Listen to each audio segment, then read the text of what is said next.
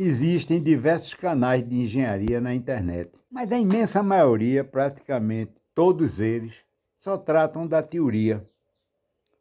Teoria da eletricidade, a teoria da instalação elétrica, cálculo de correntes dos circuitos, dimensionamento dos cabos, dimensionamento dos disjuntores dos circuitos, cálculo de curto-circuito, ligações de aterramento, normas.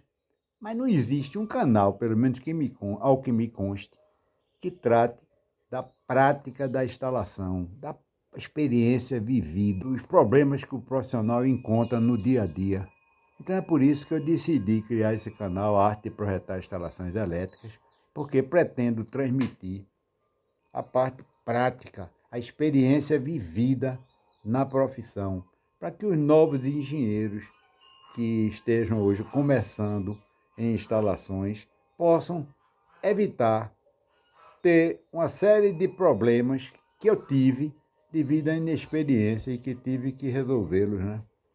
Uma pessoa, quando vai viajar, se ela for prevenida, ela procura se informar com gente que já fez aquela viagem para evitar problemas na viagem, né? Por exemplo, se eu vou daqui para Salvador, do Recife ou de Triunfo para Salvador, e eu não conheço a estrada que liga Triunfo a Salvador, eu vou procurar um motorista de caminhão, um motorista de ônibus, ou até alguém que foi no seu carro, que fez essa viagem, para que eu possa me informar os melhores trajetos, quais são as opções de restaurantes, de hotéis que eu possa utilizar, quais são os perigos que tem na estrada, quais são os trechos mais esburacados, quais são os melhores horários de circulação. E com isso, eu faço uma viagem muito mais tranquila do que se eu não me informar anteriormente, né? Preparar significa parar antes. Preparar. Então você para antes, pensa para depois agir. E diz o ditado que a sorte favorece o preparado. Então é bom sempre que você, antes de fazer um trabalho, você se prepare. E se você for executar um trabalho de engenharia, você faça reuniões sobre aquele trabalho para discutir os diversos aspectos dele e procure até nas reuniões ouvir sugestões do seu pessoal. Eu sempre fiz isso e sempre me dei bem. No período em que eu trabalhei em São Paulo, que fiscalizei a instalação, a execução da instalação de uma obra que era o edifício sede de um grande banco, eu tive uma boa convivência com o pessoal da instaladora, porque eu sempre procurava me reunir com eles antes e combinar todas as coisas como deveriam ser feitas, de tal maneira que eu não tivesse que mandar desmanchar serviço algum. Eu acho que a coisa pior que existe numa fiscalização é o fiscal estar deixando a coisa ser feita errada para depois mandar desmanchar. Para mim, isso não é um trabalho de fiscalização, não. Isso é um pobre coitado que tem recalques e quer tirar o recalque na obra em que ele trabalha. Eu considero que a fiscalização é uma colaboração ao cliente também. Ou seja, o fiscal é mais um elemento dentro da obra para fazer ela andar bem e o cliente ficar satisfeito. E não levar também problemas para o cliente, não. Os problemas da obra, quem tem que resolver é o fiscal, não tem que levar coisa alguma para o cliente. Se o cliente algum dia perguntar sobre algum assunto, o fiscal responde, explica o que houve e diz qual foi a solução que foi adotada e acabou-se. A não ser que seja um problema grave que gere um impasse. Aí o fiscal tem que levar essa questão para o proprietário para ele decidir, apresentar ao proprietário todas as opções, né?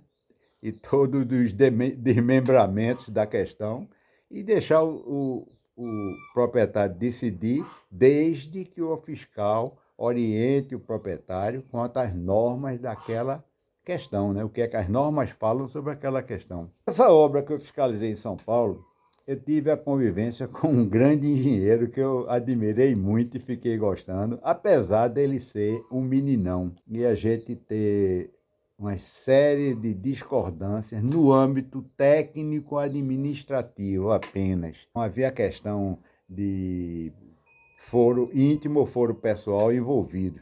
Mas ele, como era um meninão, levou essas questões técnico-administrativas da obra para o campo pessoal, né? Eu lamento porque ele ficou meio sentido comigo e até já faleceu, mas eu admirava muito ele, principalmente porque ele confiava em mim. Quando ele tinha um assunto para decidir e que dependia da minha opinião, ele simplesmente olhava para mim e fazia: é assim mesmo, pessoa? Eu dizia: é.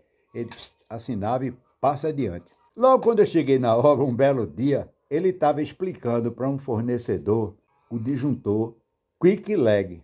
Então eu ouvi ele, porque ele falava bem alto, né? Eu ouvi ele falando: fulano, é o disjuntor Quick Leg, quick de rápido e leg de perna. Eu acho que ele pensou que o leg era de perna, L-E-G, né? Na certa, pensando na perna de alguma mulher bonita que ele conhecia.